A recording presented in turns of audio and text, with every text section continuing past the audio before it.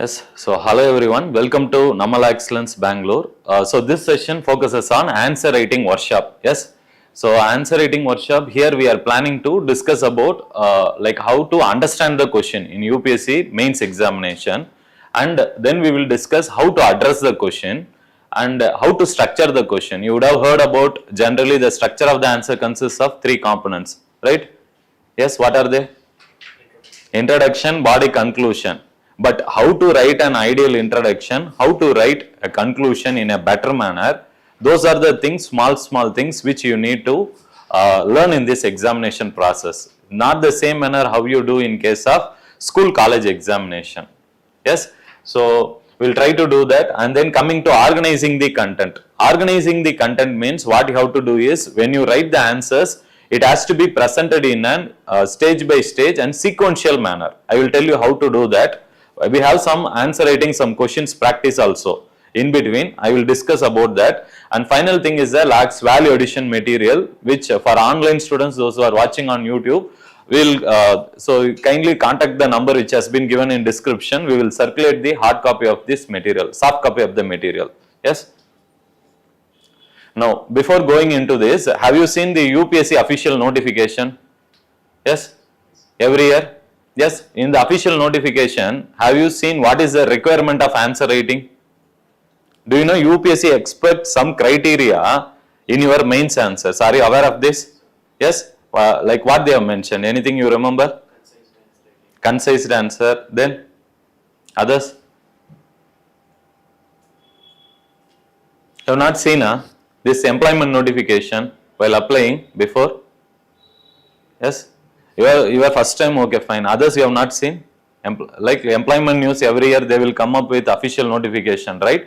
In that, UPSC tells clearly what they require from you at the preliminary level and at the mains level and at the interview level. Now, our discussion is focuses only on mains answer writing. So, I will try to discuss that. And in UPSC, we have something, a concept called as, have you heard negative marking?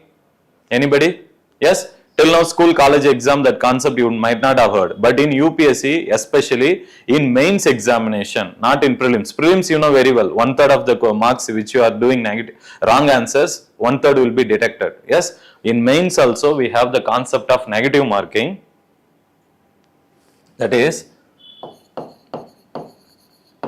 concept of negative marking.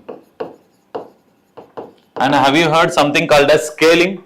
Scaling, which happens for optionals. You have not heard the concept of scaling. Yes, these are some things which you need to understand. Then only you will get a clarity how you should approach the UPSC mains examination. Yes, so we will try to discuss in today also the concept of scaling. Especially the scaling is applied for mainly optionals. Is it fine? So I will try to discuss that also in today's session.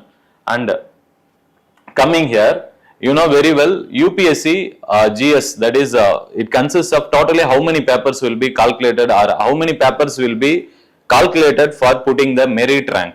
Are you aware how many papers? Yes, 7 papers. So what are those? GS paper 1, GS paper 2, then we have GS paper 3, and then we have GS paper 4, and then followed by you also have essay paper. Essay paper. So these are the 5 along with the 2 optionals. Yes. So you have optionals 2 papers. So paper 1 and paper 2. Generally, if you see any optional you take up, first optional will be focusing on world thinkers. Yes, and paper 2 will be focused on application aspect, the concept to Indian concept. Is it clear? So that is how the syllabus has been designed in UPSC mains examination. So these 7 papers only will be calculated for your final merit rank along with the interview marks which we get. Yes, so you know how much is the total marks which has been awarded for these 7 papers? Yes, so GS paper 1 is 250, paper 2 250, paper 3 again 250, so this is also 250, essay also you have 250 marks, again 250, 250, so total will come how much? 1750. 1750. Along with that, how much mark will they award for your interview? Personality test. They say it's not an interview, UPSC calls it by the name of personality test. Why it's called personality test? Any idea? Why they named it as not an interview program? Have you seen the notification? I will show you today. We have the official UPSC notification of this year. Those who are writing mains know the notification I have. That's the document we have brought for the discussion today. Now, personality test means here at the interview stage they will not test your superficial or mere knowledge. They will test what are the qualities you are having to become an IAS, IPS or an administrator. Can you guess what are the qualities they might check in the interview stage? Some basic qualities from an yes? Responsibility. The person whom they are taking, you should be responsible. You should take the responsibility. Yes, any other points you can suggest? What qualities they might expect from you? Transparency, accountability are part of governance. Basic thing they expect you to be like when you have an interaction in the interview board for 20 minutes, they expect after the interaction, if you give the feel to the person, the board members, you know how many board members will be there? Any idea? Yes, you have totally 5 members. So 5 members will be like sitting for your personality test, and one will be belonging to the UPSC only. That he will be the board chairman. That is UPSC. That for that particular board which is interviewing you, you have one official UPSC member who will be the chairman of the board for that day, and other 4 members who is coming along with chairman, they are all India experts. Is it fine? So they will come from multiple domains. Some of them might be coming from, they might be a retired IAS, IPS and even Army General, yes, and from our Air Force, Navy, and even they also call various institutions in India, that is national premier institutions in India like IITs, IISCs. Yes, they call those experts also, and even sometimes in the board, among the 5 members, one person could be called from a psychology background. So they make sure that you have the proper body language inside while you are speaking, how much confident you are, whether you are honest in your thought process, all this will be assessed. So these qualities will fetch you more marks than the knowledge. It doesn't matter how many questions you are answering to the board, but how you are answering and impressing the board matters here. Fine. So we will have some separate discussion for personality test, but let's focus today on more on answer writing process. So personality test consists of 275 marks. So before they had actually in the old pattern, that is till 2012, we used to have for interview 300 marks. You know that, right? This new syllabus came in 2000, any idea? 2013. Fine. So from that year, they reduced the personality test marks. So from 300, they reduced it to 25 marks. That is 275 now. Clear? So overall, it is how much now? In written, you have 1750 and then 275. So it is coming around 2025 marks. This is the mark. Out of this total 2025 marks, how much you are going to get in the UPSC examination, that is at main stage and interview stage, because preliminary marks they will not count for the final merit list, we know very well. Yes. So this decides your ranking. After the out of the 2025 marks, you have any idea how much last year All India rank 1 Ishita Sharma, yes, how much she scored in out of 2025? Any idea? 1100. Just search it and tell me. In Google only search it, you will get immediately. It's very important. We need to discuss about this also. Yes, in school or college exam, your school topper or your college topper, how much they would be getting? Percentage? 90? 9? 9.5 CGPA? Yes, but in UPSC examination, tell me the topper's mark. So it comes roughly around around 54%. Out of 2025, how much All India rank 1 got? 1094. Yes. So what is the percentage? Can you tell me? 54 it will come roughly. Yes. It roughly comes around 54%. So what does it mean? In your school or college exam, what is the pass mark? Pass mark, how much it will be? 35%, right? Yes. Well, mostly any school or college examination, the minimum mark to clear the examination would be only around 35. But see here, an UPSC topper is only getting how much? 54%. So what is it is happening in this total marking system? Why they are not able to get more marks, or whether they are actually having really problem in answer writing, or the UPSC is not awarding marks to them to the maximum end? These are some things you should think about very seriously. Are you getting it what I am saying? Because we know very well all India rank 1 means they would have the best of their preparation. That's what we assume. But in reality what happens is, I wanted to decode this still better, because see, out of these 7 papers, not all the papers the marks will be, they will be awarding you equally. There are some papers which really have more scope for you to clear the exam. That is, with less preparation and more practice and concept clarity, you can easily score better marks. Can you identify those papers? Which are they? Without any good preparation itself, but with a correct approach, you can score better marks. Which are those papers? I have listed here. Just take a guess. GS paper 4? Essay. Optional I won't agree because there are some optionals, you know, like history optionals and other optional, you need to remember a lot. So it requires preparation. Even here essay also requires preparation. It doesn't mean you have to take it for granted. The persons who are taking this essay paper for granted, they actually, what we have been seeing over the years is they are unable to fetch even more than 100 marks out of 250, which is less than 50%. Yes, but this essay and ethics paper has enormous potential. Enormous potential means how much, sir? You can ask me. How much maximum mark they will award you? Any idea in essay ethics? Huh? That is some average mark they are getting. All India till now, the highest mark if you see in the last 10 years, that is in essay paper they have awarded up to 160 marks. Up to 160 marks out of how much? Huh? 250 marks. Which means, does it comes above 50%? How much percentage it will come? At least more than 60 to 65 in that range, right? 60 means 150 will come. Yes. So it comes above 60. What does it indicate? So UPSC topper who is getting 54%, there are some areas where he or she might have got more marks, but there are other areas they have performed even less than this 54%. Are you getting it what I am saying in simple terms? Yes, we should not take it directly to all the papers whether they have got 54%. In reality, some papers UPSC tend to award little extra marks compared to other general studies paper. So what we should do when we go for this UPSC preparation process, mains process, where should we target first? First target the easy zone. That is, see, by the name why we say it is easy zone is, it has enormous scope for you to come out with more extra marks. See, those who don't have the correct approach here what matters is not the preparation. What matters here, your approach. How you approach the exam, whether you have the right approach in essay and ethics paper. For that right approach, we will have some discussion today. I have some questions, case studies, how to approach it and how to write it in a better manner compared to your competitors.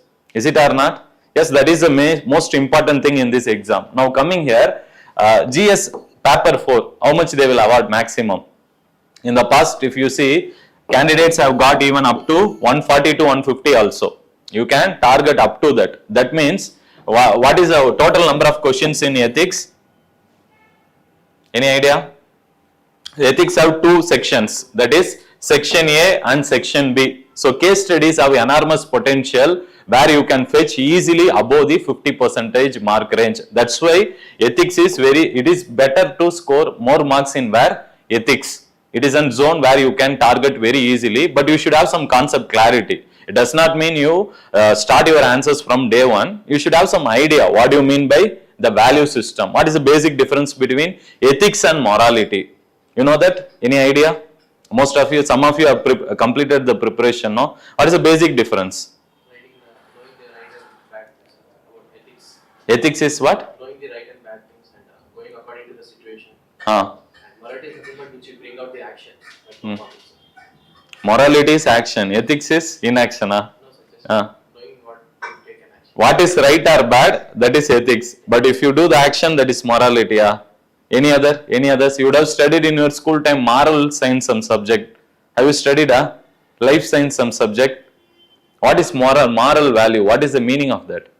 There is a difference between ethics and morality. You know that ethics means what? It is collectively for society, for complete society. What is good, what is bad, what is right, what is wrong will be dictated by whom? It depends. Is it clear? But ethics, it will be dictated by society. Then what is law? There is a difference between law and ethics. You know that? There is a difference between law, ethics and morality. Can you tell me? Ethics means what? It applies for the society. Morality means what? The moral values which you hold for yourself. Are you getting it? For simple example, if I want to say, see, morality means, for example, for him, honesty might be the most important value. But for you, you might feel other value. For example, attitude or your emotional intelligence, you might give more importance compared to, compared to which value? Honesty value. So moral value will differ from one person to another person. What you think is important, you will tend to follow. Is it clear? So morality is applied at individual level. Is it fine? And what is ethics? Ethics is something which is applied to the society. For example, like somebody is throwing garbage on the road. Throwing garbage on the road, as per law, fine can be prescribed. Is it or not? Yes. But in case of ethics, if somebody, society will tell some things that you should respect your parents, respect the elderly persons, but some persons won't follow that. Is it or not? So do they have any punishment for that? For example, they are telling you from your socialization, from your childhood time, you need to respect the elders, respect the parents. Yes. But if you don't do that, is there any punishment? Yes. But in case of law, there is a punishment, is there or not? If you are throwing garbage on the street, fine can be imposed or not? Yes. So this is the difference. In case of law, punishment is prescribed very clearly. But in case of ethics, it applies to the society. That society will decide. Today, if you see, cutting down trees is considered to be having more impact on environment, deforestation. Yes. So society says that we should conserve our environment. So in today's society, we give maximum value to which one? Conserving or saving the environment. But during industrial revolution, what we did? We went for enormous cutting of trees. Yes, that time society accepted it. But today's society is telling what? See, don't do that too much because it will create problems with respect to climatic change also. Is it or not? Rainfall pattern will get affected. People may not get enough rain. If there are less trees, then agricultural farmers will get drought. So we are now concerned about all these parameters. So you will be studying all these values where in GS paper 4, and what is more important is what do you understand by this value and how you apply this value in your life. That is a subject matter in ethics paper. That is why I say these two papers are, if you once understand the subject, the concepts involved in a clear-cut manner, when you write your answers, you can always write your own definition. Do you know that? It doesn't mean that you have to come and memorize exactly. Integrity means integrity is one who is doing so and so. So what you have read in your textbooks anywhere, kindly don't memorize it. Are you getting it? Try to understand, inculcate it, digest that concept, and try to come out with your own way of explaining the concept in simple 2 to 3 lines. Where in case of ethics as well as other papers, we will try to talk about it. Now coming to the other areas, apart from these 7 papers, UPSC also comes out with 2 more papers. Any idea in minds? That is compulsory English paper. Another is compulsory language paper.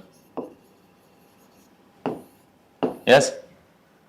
Why I should talk about this in answer writing workshop is that because over the years, in the last 10 years, when during preparation journey as well as now when guiding the students, what we are able to observe is every year, even this year, you know how many students are writing mains?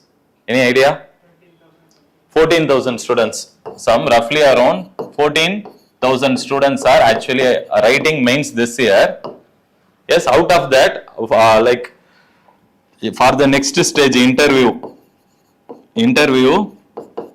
2,000 to 2,500 might be called for. Yes, now they have reduced it. Before it used to be 1:3, right? Now they have reduced it to roughly around 2 only, 2 to 2.5. So for 1,105 vacancies this year, the entry stage they will call roughly around 2 means what? 2000. 2.5 means roughly around 2500 maximum we can expect who will be called for interview. So out of 14,000 students, how many candidates are eliminated at the mains level? Roughly 12,000 candidates will be eliminated. Is it fine? And here if you see, at least 10% of the students who are actually writing mains every year, they are failing in these two papers. Are you getting it what I am saying? Yes? See, like in preliminary examination, those who have given last year, even we have come across many students who are actually joined our mentorship program, who are really very hardworking and potential candidates. Even when they write exam this year, many of them will clear with the level of preparation they have. They just did not clear because of CSAT paper. You know that? Yes, you have given that term, prelims 2023. CSAT was considered to be generally time consuming paper compared to previous year. This year students found it very tough, and even many IITians, IIMs candidates also complained about the toughness level. So like CSAT, many students fail over where here? Majority of them fail in case of compulsory English. That is roughly around 10%. They keep on failing every year because what they do, they take it for granted. And what they will ask in this compulsory English paper, any idea? They will be asking you to write a general essay, which is different from which one? The actual essay which you are writing, no, that is different. This essay you can write bit in a general manner. No need to add so much technical knowledge. You can write it in a normal manner. Is it clear what I am saying? Don't give so much data or specialization or terminologies are not required. They just test you whether you are having the proper sentence formation without any grammatical error. Is it clear? And your handwriting is presentable. These are small things which they will test you in compulsory English and language, compulsory language paper. Here what is the problem is, many of the students actually, what we are encountering problem is, many students who have done compulsory language paper, that is English, many of the students are clearing, but when it comes to compulsory language paper, many of them are able to speak a language because they would have read the language till 10th standard or 12th standard. After graduation or post-graduation, when they come to UPSC, they tend to forget their compulsory language paper, which might be here you will be preferring to write in Kannada. Yes, some of them will be writing even in Hindi also. Right? Now what is the problem is, since you don't have the touch of writing in Kannada for at least 4-5 years in your life, now in this preparation journey, kindly try to read some daily, that is what is say, that local newspaper. We have Prajavaniya. Yes, Prajavani is most recommended one. It is, why I am suggesting Prajavani is that only you can refer Prajavani just some 1 month before your mains examination. Are you getting what I am saying? Don't read now. If you want to read any general awareness for KS exam, you are welcome to read. But Prajavani, what I wanted to say is, use it in a manner you can improve your, that is spelling mistakes and the communication or whatever verbal communication which you wanted to write in exam. We should not have any grammatical error or spelling mistake. So kindly read any local regional paper and try to listen to local news also. I would suggest you morely to go for reading. Is it clear? Fine. So here also many candidates are finding trouble because some of them would be studying first language as Hindi. I came across some students from other states where they have read Hindi. The problem with them is they are actually speaking Hindi very well, but they are unable to write it. Are you getting what I am saying? And they wanted to choose some other language. Many of them, they are facing problem here. So you kindly be aware. And what is the qualifying mark here? Any idea? Qualifying mark is only 25%. Are you getting what I am saying? 100 marks means roughly 25. It comes around, this paper will be around, I think, 300 marks. 300 marks. So for 325% means how much it is? 75 marks you need to get. And what are the contents you have? You have essay, you have precise writing, you have letter writing, and you have also comprehension, and then some basic questions on grammar. These are the basic things which they are going to test at your compulsory English paper. What we would advise you is when you wanted to prepare your mains preparation to the next level, kindly first start at compulsory English paper. Where you should start? go to the previous year question bank. Is it fine what I am saying? Here what UPSC is doing is they are repeating the questions from its question bank only when with respect to compulsory English language or compulsory language paper. Is it fine? So try to get a question bank which they have given a solved question bank of the last 10 years and try to go through the grammar, how you can answer it effectively, and then see that how the letter writing can be done in a better manner, know the structure of the letter writing, precise writing how should be done. You need to go for rough draft, fair draft, remember, precise writing you have not. What is precise writing? They would, precise means you have to cut short it and write. They would have given you 300 words means they will ask you to write at least 75 or 100 words. So 1/3 minimum is expected. So you need to cut short. What we generally tend to do, students from school time, we will leave the lines in between and we will cut short. Kindly don't do that. Try to understand it and write it in your own language. Don't repeat the same thing which is given in the passage which is given for you. Is it fine? These are small things. If you do, you can get your basics right. That is, you will be qualified. Your paper will be considered fit for evaluation. And if suppose if you are not getting this 25% means, then that means that the candidate will be ineligible to the next stage. Are you getting it what I am saying? So it is considered to be very serious, like to the extent of CSAT. Don't take it lightly. Now coming to the other components. So these are the 7 papers which we have been discussing till now. You know very well. So what are the subjects? You might be aware of that. I don't want to go into that. Yes. We'll circulate this PDF, don't worry, you can go through this, but I wanted to discuss about other features of answer writing, what UPSC expects from you. Then we will go into our some extra inputs, how to improve your answer writing basics. See, coming here, see, the total marks is 2025 marks, yes. Now, the paper will be, see here, the most important points, let's try to understand. So, the 25 marks is the minimum qualifying marks for English and the language paper. Is it fine? Yes. Now, going to this, one more thing is, what we need to understand is, see that marks obtained in only these 7 papers will only be considered for merit ranking. That is total is how much? 2025. Yes. So, Ishita Sharma got 1094 or nearly around 1100. Even if you see in the last 10 years also, toppers have not crossed till now 60% also. In the last 10 years history also I am saying.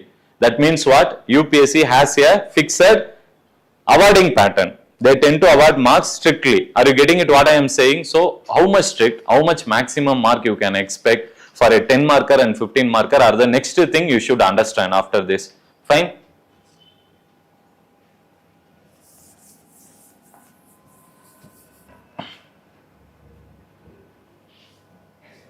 Now, just let's focus this, because here we have some new things to learn, because UPSC in its every year they will release this notification about the vacancies in the month of February generally. So in this they will try to communicate what are the basic things they are expecting from you. So to start with that, see here, candidates will be awarded negative marks, I said. Remember the concept of negative marking. So they have mentioned it, see here, any irrelevant signage marks, if anything is found in the answer scripts which is not related to the answer, and it also has the potential to disclose candidate's identity, the commission will impose penalty marks. Are you getting it? Yes, this is the evidence, the concept of negative mark. Why I am taking this as a first few points in our answer writing workshop session is, this year, that is last year, this year result came now for 2022. Yes, in that we had one candidate in our LaExcellence batch actually. The candidate was in his last attempt and he has already went for interview, and that was his final attempt. In the final attempt, when the mark sheet is out, he did not clear the exam. When the mark sheet is out, we were able to find around 40 to 50 marks. Actually, he got detected in where negative marks, and he missed the merit list by just 10 marks. Are you getting how much is the seriousness of the problem? What he should have done, he might not have an awareness of the concept of negative marking. Are you getting it? Even those candidates who are preparing for over the years, many senior aspirants in this field, they also do this mistake. Even this year in our mains mentorship program, we keep high alert to the candidates to follow this so that they don't get any negative marks. Are you getting it? So what is the meaning of that? We should understand one by one. What is that? First they are saying something irrelevant matter. What is irrelevant matter? Writing your name. See, UPSC has a answer question paper come answer booklet. Are you aware of that? UPSC, it's not like school, college where they give question paper separately, answer paper separately. Here what they give? It is a single paper. Yes.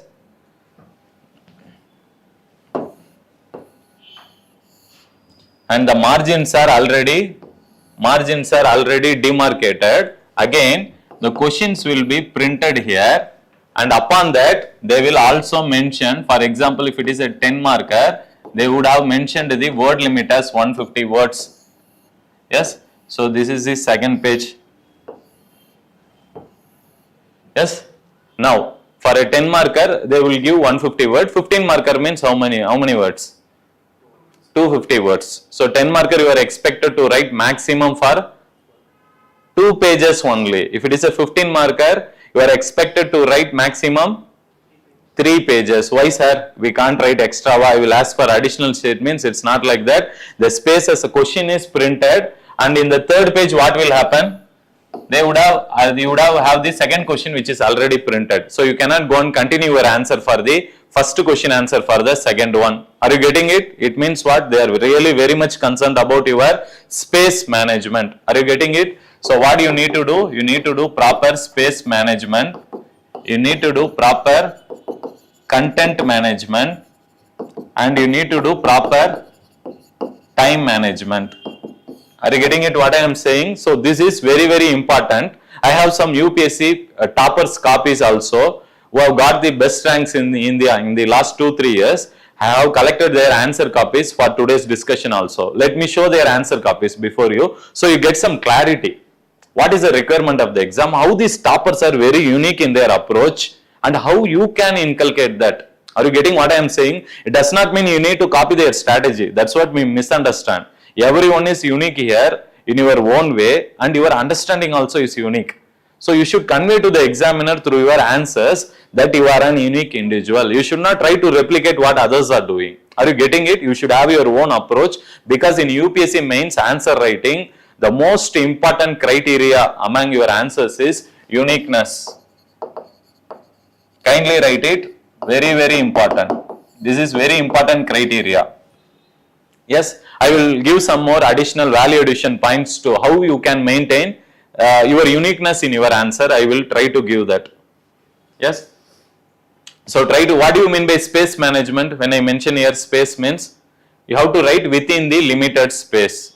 Yes, within the limited space. But what we generally advise is, see here, 10 marker, it is generally expected 150 words. And on average, how much word you will be writing per page? Any idea? Have you counted till now? Not yet. Kindly go and do it. Even the notes which you are making now, try to just don't write anything in your ruled paper. Is it fine? When you are having any notes making, whatever you are doing, kindly practice only on unruled paper. In UPSC examination, they will give unruled paper only. First thing. Second thing, about the choice of pen, which is very important here, because what many students mistake is they will purchase the pen only when 2 or 3 days before the exam, when mains exam, and they will take that new pen to the exam hall. And what will happen is, with the problem with new pen is, when you don't have some idea about the qualities of the pen, see, there are some pens which will have some, impact on the next paper. Like, see, whatever you are writing, the mark will be visible on the next page. Kindly don't take those kind of pens. We generally ask students to avoid going for ink pen. Are you getting it? Ink pen, why? See, ink pen problem is you cannot write very speed. Mostly 90% of you, if you are writing in ink pen, you cannot write very fast compared to which one? Ballpoint pen. And UPSC also gives advice to candidates to come and write in ballpoint pen only. And in ballpoint pen, you have 2 major options with you. One is blue pen, another is black. Prelims, when you go for prelims exam, you might have practiced in black ballpoint pen, because only black ballpoint pen is allowed where? Preliminary examination for coding. But when it comes to mains exam, make sure that you are maximum going for blue pen compared to black pen. Is it fine? Why? Because see, your papers, when the evaluator is evaluating your paper, can you guess what might be the rough average age of these people who are evaluating your answers? Yes, mostly they are bit in the higher range. And who will be these people? Any idea? Have you heard any information from toppers or service candidates? Who are the people who will be called for correcting your paper? Professors. Huh? It, Particular subject professor. yes, subject experts, as simple as that. Geography answers might be evaluated by a geography professor. English teacher cannot come and evaluate it. Yes, so what we do, UPSC generally, they bring in the best of the resources from across India, not just from one region. Even from Karnataka, we have, might be from reputed colleges like Bengaluru University. Some professors might be attached with UPSC evaluation process and question setting process. Are you getting it? But don't go and explore in that zone. That is not required. Why I am discussing that? To give you a clarity that the persons who are evaluating your answers, they most of the time their average age roughly will be at least more than 45 years. Is it fine? So in that case, what we suggest is a blue pen will look much better compared to which one black pen, because the visibility problem might be there. Who for the senior people who are aged above 50 or something, so kindly go with blue pen maximum way. Suppose if you feel very good, your answers presentation is good with black ballpoint pen, then that is fine. Otherwise, maximum prefer blue ballpoint pen. And what are the brands you can take for blue ballpoint pen? Have you seen what toppers they use? Huh? Which one? V7. Yes, sir. What is V7? It's a pen. Good, huh? Yes, sir. Yes. So, which topper has recommended? This is the very. Yes, sir. Okay. So, note that also. I suggest generally to go for pilot. You try variety. It's not that we are not like giving branding or taking anything and supporting them. Why we are telling is to give you a comfort in your answer writing. See, these are few small things which we miss in our answer writing process, and final output, you know, there are small things when you keep changing, your output of marks will be visible. So keep working on that from day one. This awareness should be there. What pen you wanted to bring to the mains exam hall, practice it from day one. Are you getting it? 1 year you practice with the same pen, or experiment it at least. Experiment with, buy some 5 pens, watch some topper suggestions, lot of videos, and you can have personal interaction nowadays with toppers many. So try to contact them, get their inputs, and see that some 5 list of pens. In that, which one is working for you, at least you try to find out, and then go with the same pen for the next 1 year. Is it fine up to this? Yes. So after doing this comes the main thing is space management. With respect to space management, what we generally find is averagely any candidate who is writing in our test series program, we are able to find they are averagely contributing per page roughly around 100 words. This is the average way. Suppose your words are very small, if you are writing means you might be writing 120-150 words also in one page. Kindly don't do that. Yes, but some persons know they will be writing very big and they tend to write only 50 words per page. That is also wrong. Don't do that. Ideally, how much words should be present in a page? 100 words. And try to have proper spacing between the words as well as proper spacing between sentences. Are you understanding what I am saying? Each word should be, if your handwriting is not so legible, try to give space between the words, and one sentence you are writing, next sentence you are going to start means try to have proper spacing. Are you getting it? These are things which you should work on from day one, so that averagely you contribute per page how many words? 100 words. Now you require 150 words. So how much page you should write? 1.5 page. Ideally your answer should end in how many pages? 1.5 pages. But I will show some toppers answer copy today, where most of the toppers, they have the habit of filling these spaces which are given in the mains examination. Is it fine? But that does not mean you also tend to do that. But generally we advise students, there are some questions where you might be having enormous content. Is it or not? But for some questions you might not know any knowledge about the question, or you might not have proper content. You need to balance your answer. Is it fine what I am saying? For the questions which you know very well, if you have extra content, you can write up to 2 pages. Is it fine? Even generally what we suggest to our candidates is, instead of contributing with the words, we like encourage students to come out with varieties of diagrams in your answer. So the diagrams will fill the remaining spaces. You can use more diagrams, you can use more flow charts. Yes, let me come to that value addition component separately. What are that value addition you should do in your answer so that you have better prospects of getting more marks compared to your competitors. What are those small things? We will talk about it. For that we have separately Laex value addition material. How to make use of the material, let me come to that later. So if it is a like 15 marker question, 250 words means how many pages you need to write ideally? 2.5 pages. But UPSC you will be getting maximum is how much? 3 pages. Is it fine? Yes. So these are basic things you should do when it comes to space management. Now coming to content management, I will come later because there are two problems in content management. One is you know the content, or second problem is what? You don't know the content. You will face only these two situations. Either you know it or you don't know it. But how to react to these situations, I will come to it again later. But time management again. Time management in this UPSC mains examination is very crucial, because here candidates fail in the mains examination not because of lack of knowledge but due to lack of time management. Most of the candidates knowledgeable candidates, if you see, even you might have come across many candidates in your friend circle who have enormous knowledge, but still they keep on writing it. Have you come across it? Why? The common problem with them is they might be majority of them might be having problem in time management, not in knowledge. Kindly understand that. You don't require an ideal knowledge to write ideal answer. What we require is a better management capability. That is what you should learn. See, everybody will teach you how to write content for the question which you know very well. Is it or not? Will anybody teach you how to write for the question which you don't know?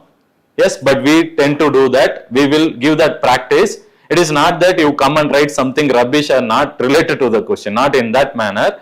How you have enormous knowledge. Whoever is writing this exam, how many years they would be preparing? At least for 1 year. Yes, the 1 year which you have read newspapers, all basic books, NCERT standard books, and along with these various our notes, whatever you have referred. Yes, all this will be there. You will be having an awareness about everything. Only thing is you need to recognize which points can be fitted in the question. I will show that in today's, at the end of the this session, I have some questions for you, and let's try to contribute some points without knowing the content. Is it fine? We'll try to do that. So the agenda is even if you don't know the answer, what you should do, sir, in the exam hall? Sir, I don't know, sir. I know something, sir, but I don't want to write, sir. This is one situation. Second situation is, sir, I completely don't know, sir. I completely left it, sir. For all those people, what is our answer to them is, if you don't know or you have very less content or even one line you know about it also, you should try to give it in a manner that at least you tend to get 2 to 3 marks per question. Are you getting it? How to get that 2 to 3 marks very easily? I will come to that also. So what you have to do, if you don't know any question, try to manage the question. And if you know the question, very good, and content is there, try to attend it. Try to attend it. Is it fine? But while attending the question, what our students generally do? You have a mains examination for how many hours? You have any idea? You have 3 hours mains examination.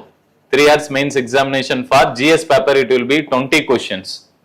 20 questions will be there. Yes. So here time management is very crucial.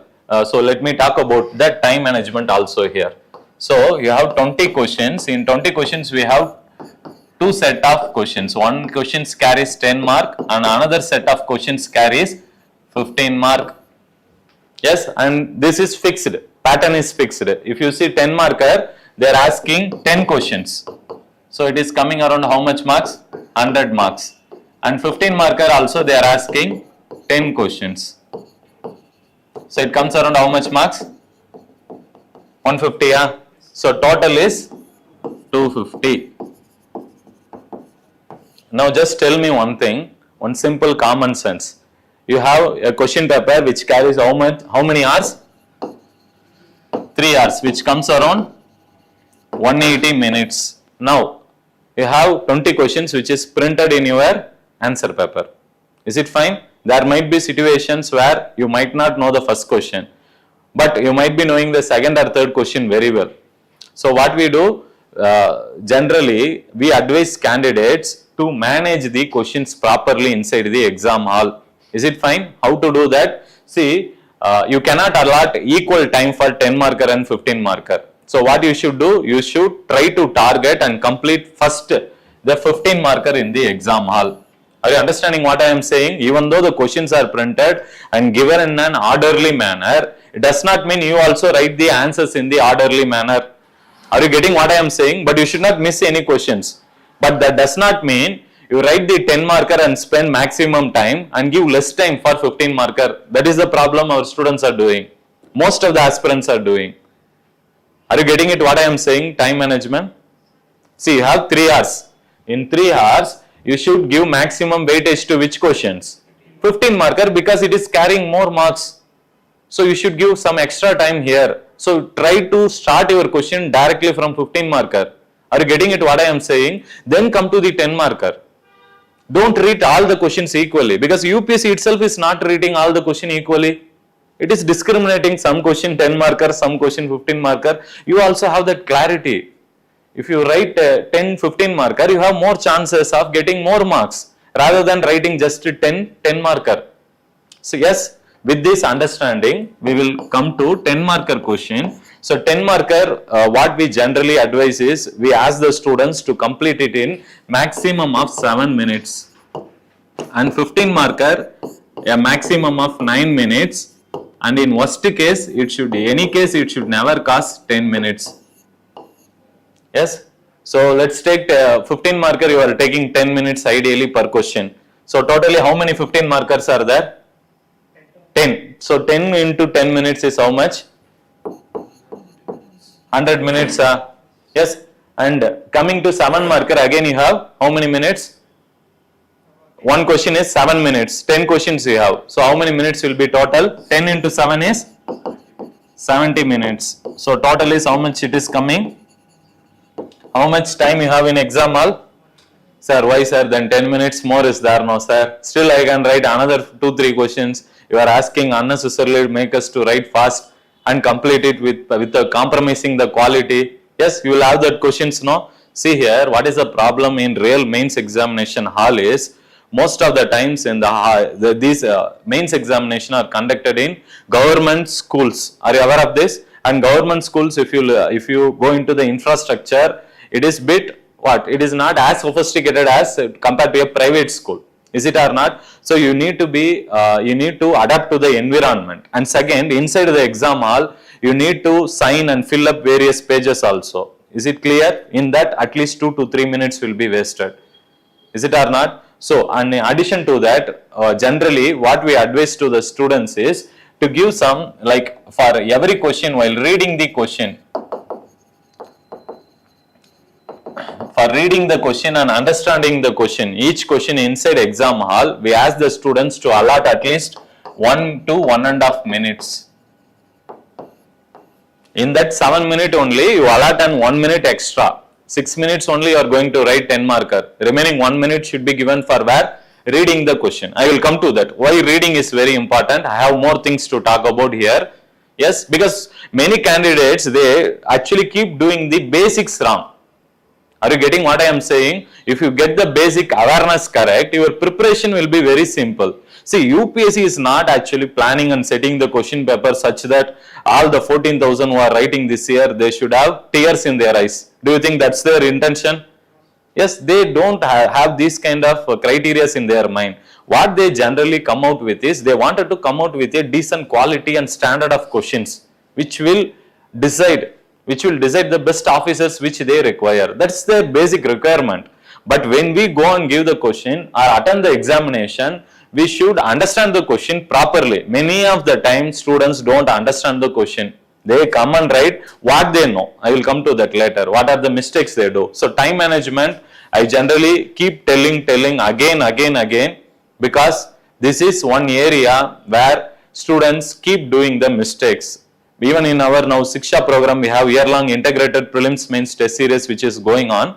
Batch 1, what is the problem is we give to the students only 10 questions. So 10 questions means how much? 1.5 hours we give, because 20 questions is 3 hours, right?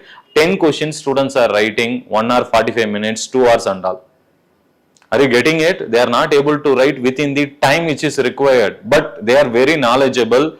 They are completing the question, they are completing all the questions, they are giving the best of their content. But that is not the criteria. Do you think what will happen inside exam hall? Do you think that examiner who is coming inside, invigilator, will have some sympathy for you? Pava, this person is preparing for 1 year. Let's give him some 5 minutes. Do you think such things will happen? Very rarely. Very, very rare chance. That is the reason we advise students, those who are giving mains, to write in within their state only. Are you getting what I am saying? Most of the time now students are experimenting with center. Now there is a new culture which is coming in UPSC main students. What they are feeling is, like suppose you are from Karnataka, you wanted to write the mains exam. You have the option to choose your main center. What many students are misunderstanding about this exam is, if you go and write in Northeast, you will not face any competition, because others who are sitting and writing with you, they will write not a qualitative answer, because there they will not get proper materials and technology. So we can go and write answers with them, means the examiners who is evaluating you all will be writing below average answer, and your answer is somewhat bit better than that. They may give you more mark. Kindly don't go with that foolishness. Are you getting what I am saying? This is a misunderstanding among our aspirants. Your marks are not awarded based on who is writing before you and after you. That might influence, I agree with that. But that is not the criteria which UPSC awards you marks. Is it fine? I have something to talk about. What are the points UPSC seriously considers while like evaluating your answer? Because they have a concept of something called as answer key.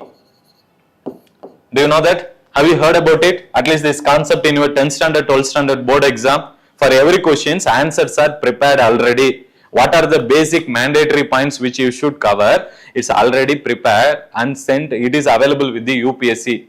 Are you getting it? Then only they will call all the people to evaluate that, and each will be having which one? A copy. What is the keyword which you should write in your answer? If you write it, you will get marks. If you don't write it, you are not going to get it. Are you getting it? It's as simple as that. It does not mean you change your geographical location. Take going to Kashmir. Some people will put in Kashmir there. But what is the issue is, don't do these experiments during UPSC civil service journey. This is not the point to experiment, because it is a high tension moment. Because we have seen in the last 1 week before exam, many students after preparing 1 year, what they actually suffer is not a lack of knowledge or other things, that emotional controlling. Are you getting it what I am saying? That's why as part of our test series or other programs, whichever we interact with students, the awareness we wanted to bring in students is, try to have proper emotional intelligence.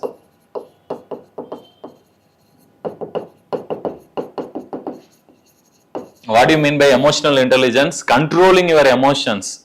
Have you seen Dhoni? Yes, people always call him as calm and composed, right? Why he is calm and composed? Anything you can say? How he is able to maintain that calmness in stressed situation? He has given various interviews explaining that. Tell me, you will be having the answer. Why? How he is able to do that? See, in the first 2020 World Cup 2007, Dhoni, the last over which was left out, he gave that over to not to Harbhajan Singh, who is a reputed spinner, but to whom he has passed the ball. To another person, right? That Joginder Sharma. Yes, he is a new person, and we have experimented. And who is experimenting? Our captain of Indian team. That at what point of moment it is? It is the World Cup. He is having that courage to experiment.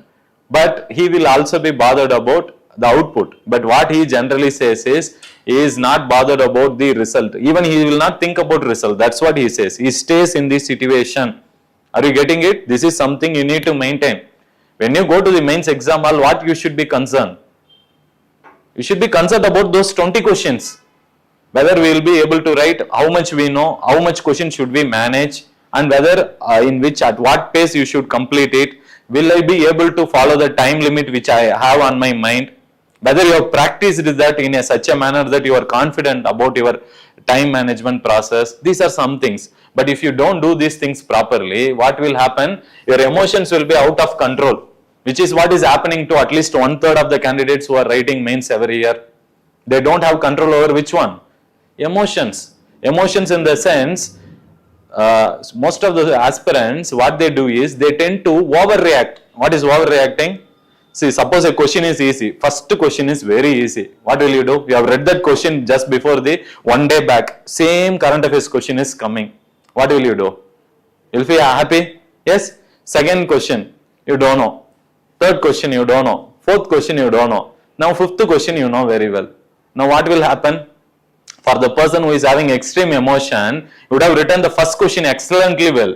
But second, third and fourth would have affected his mood very badly. And fifth question, even though he have a very good content, he might not have written a very good answer. Are you getting what I am saying? You should have a tight grip over your emotions. Not only in academic arena, in your personal arena also, it will improve your understanding. And decision making can be improved in life. Yes, so try to work on this. And again, while talking about emotional intelligence, I wanted to say this is not a thing which can be improved in a single day. Be very clear with that. It takes time. That is the reason some of you are in the preparation journey right now. Kindly have this awareness that you should have a balanced emotion. Try to control it. It comes with practice. It is not that everyone is a yogi. Is it clear? Saint who can control his emotions in a better manner, but you can do that with practice. So try to develop that in your test. Make sure the questions you know very well, be balanced. Okay, fine, I can write. The questions which you don't know, be confident that I can manage it. That is when you are ready for the real battle. Are you getting it? If you have this maturity even today, you can go and write the mains examination. Are you getting it what I am saying? It's as simple as that. Most of the things here happens at the psychological level. That's the reason knowledgeable candidates keep failing in the mains examination. I have seen some of my friends who have studied along with me have written continuously 7 mains. Continuously 7 mains, but not even able to clear a single mains, and they have completed the attempt and they have shifted the field. Are you getting what I am saying? What is the basic problem? The basic problem then it comes with answer writing. Is it fine? So let's now go into other things. Before that, we will try to give some important points, and I wanted to talk about how do you understand a question, how do you address the question, and how do you structurize your question, and how do you do value addition to your answers. And so these basic things we will first try to discuss today. Fine?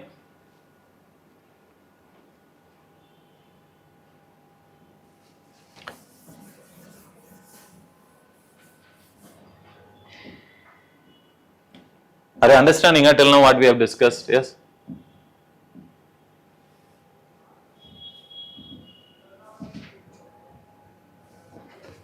See here, this is what I wanted to discuss with you. This is what UPSC is expecting from you, from every one of you who wanted to write better answers. Kindly read this. I will give you this copy. It's available in UPSC official website itself. I have not taken from anywhere. Official notification. Every year UPSC comes out with this demands or their expectations from you. Let's read it line by line. Let's read it and try to understand it. Yes, so that half of our work is done here only. If you understand what is their expectation, then you can write according to their requirement. Are you getting it what I am saying? These are small simple things. Many people in this preparation journey, they don't do this. Is it clear? So let's go into this. The main examination is to assess the overall intellectual traits and depth of understanding rather than merely the range of information and memory. What they are trying to say? People who are boycotting that rote learning. What is that? Read whatever is given in the book, go and vomit it in the exam hall. From till school, college level, many of the people will be doing that. Is it or not? But that thing won't work where? In UPSC exam. That's the first point. They are bit very clear to you. Is it or not? They are very clear. But what they are testing? They don't want to test your superficial knowledge, any extra fact or unnecessary information or definitions. Are you getting it? What they are meaning by memory? That's why I say try to come out with your own definitions. At least in case of ethics paper. Are you getting what I am saying? In GS paper, sometimes experts will be having a better definition than you. There don't go and contradict it. Suppose WTO or WHO or UN is defining something, then it has some value to that. So respect it. Are you getting it? There you can bring the same definition. But otherwise, most of the times you have the liberty to write what do you think or conceptually what you have understood is right. Are you getting it? Yes. So they will test your one more important criteria is depth of understanding. What is depth? They are not as they are testing your wide varieties, broader knowledge. They are testing your depth. What is the meaning between these two? Clarity They are not testing clarity in towards the concept. clarity in towards the concept. Very good. Yes. What kind of clarity they expect is they expect you. See, suppose whenever you read any current affairs issue or any topic from your books, try you should have a perspective in such a manner that it should be covered in a 360-degree manner. Are you getting it? For example, yesterday in newspaper you would have seen yesterday, even today's newspaper, Nipah virus was reported. Yes. Now, when you want to read about Nipah virus, make sure that first of all, you should try to understand how this virus is causing, how it is getting infected, from which animal it is infecting, where it is occurred, whether it affected India, many other countries which have got affected by this, and after coming this virus is getting infected, like what are the symptoms which we should find it out, and after the people get the symptoms, how you confirm the test. Are you getting it? Is coming and reporting fever like COVID. It is like a comparable to COVID only. I will come to that. Now, how you diagnose the test? How you diagnose him?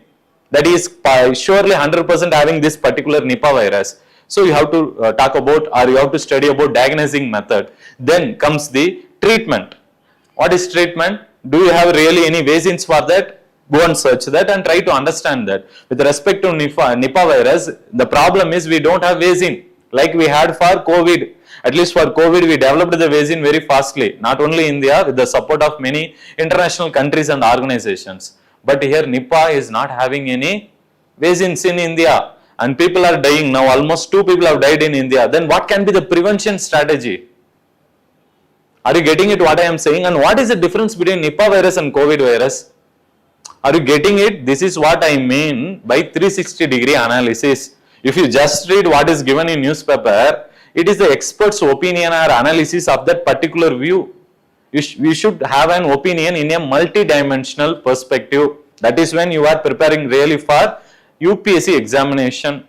Are you getting it? Everyone, each of you who are preparing for this exam should have your own personal opinion.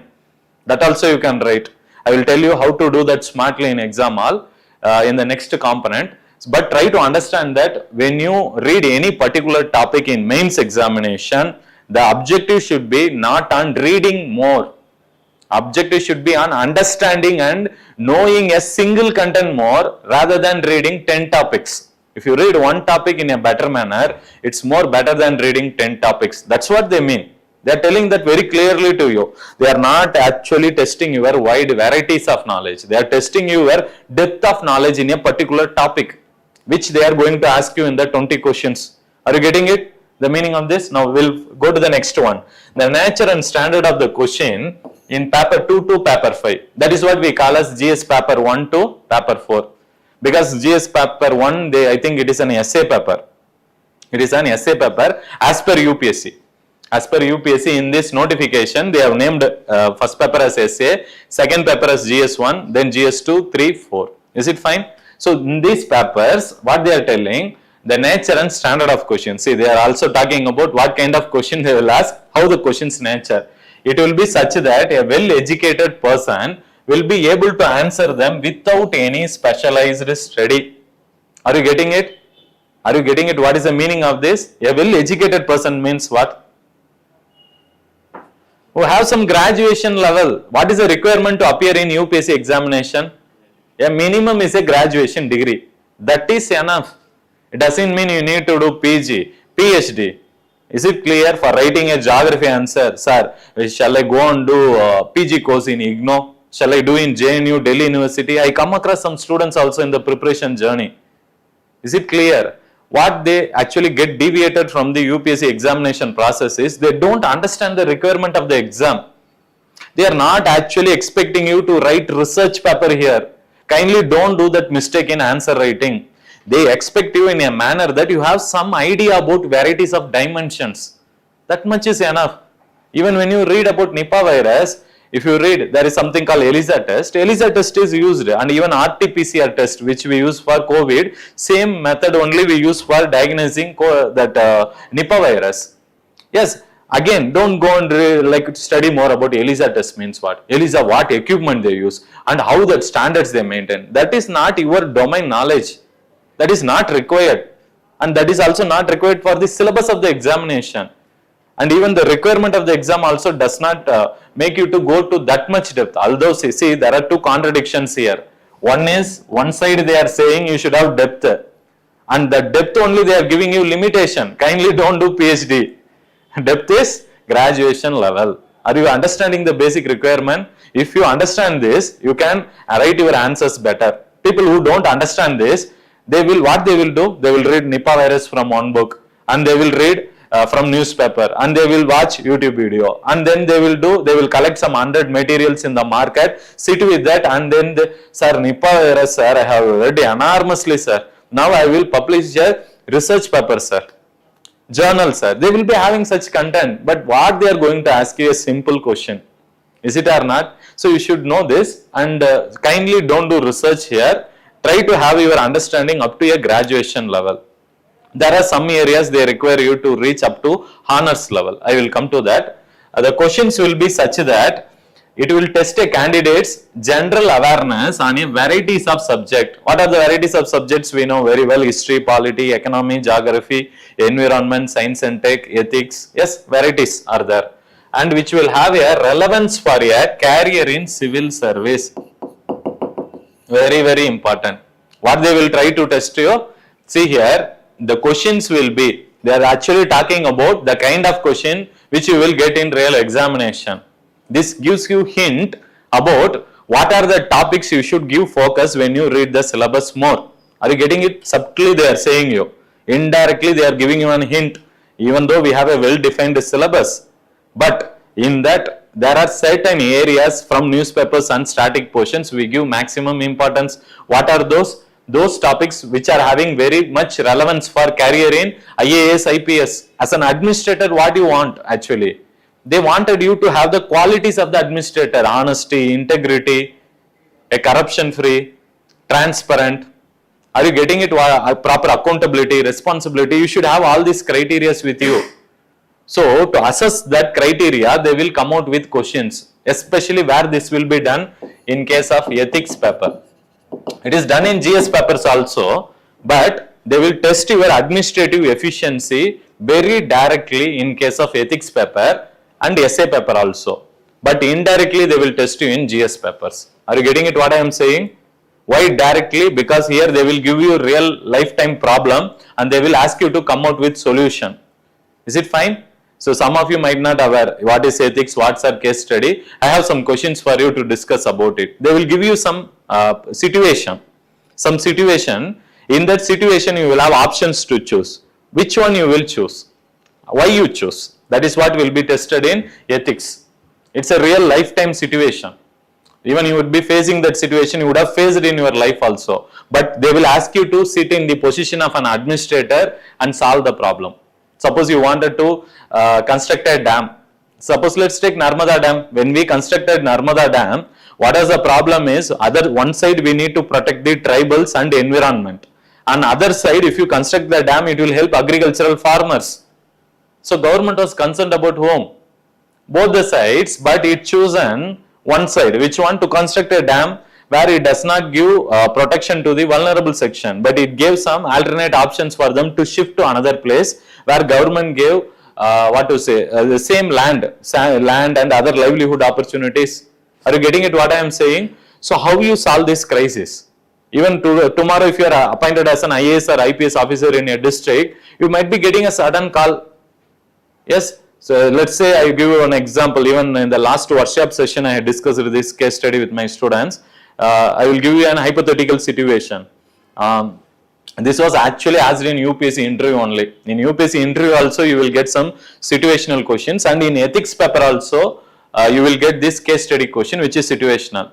Suppose you are an IPS officer and an SP of your district. Is it fine? you are getting a call. You are getting a call. One call which is coming is saying that there is a fire which has broke out in a hospital in your district. Is it fine? That's the first call. Second call is coming from the person subordinate to you. Yes, they are calling and informing you that in your district suddenly two caste people, two caste people are actually fighting. Are you getting it?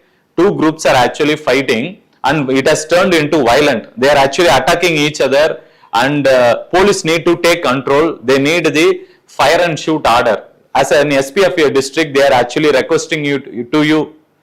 Is it fine? Now you have two situations on your table at the same time. Now which one you will react first and why? Just give me the answer. It's very simple. Now you have understood the situation. Yes? Just give me answer. What can be the solution for this? Sir, we will go to the situation where we need the most, sir. So the fire engine department will take care of the fire accident, which the SP need not to be there because we are not specialized in that. So I think we should go to the communities which in between they clash, sir.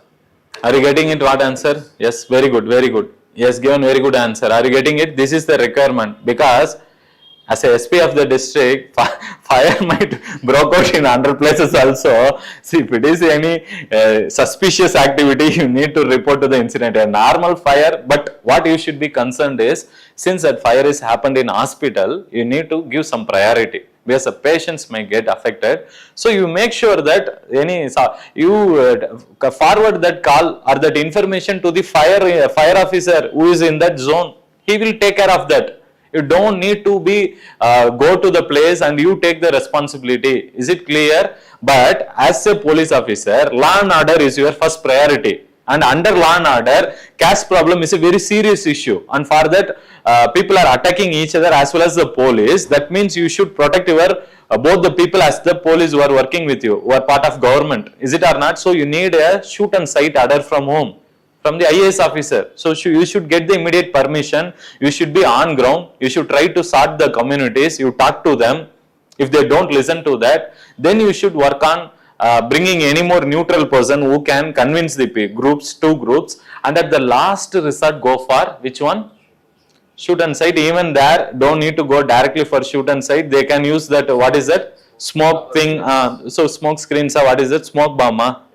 You can use that. Are you getting what I am saying? But the update or clarity or responsibility falls priorly on which person? On the SP of the district. So you should be concerned. These are the things which they are going to test you at the mains level and interview level in your ethics paper. What we require, you should require is a common sense. Common sense is not commonly used in the exam.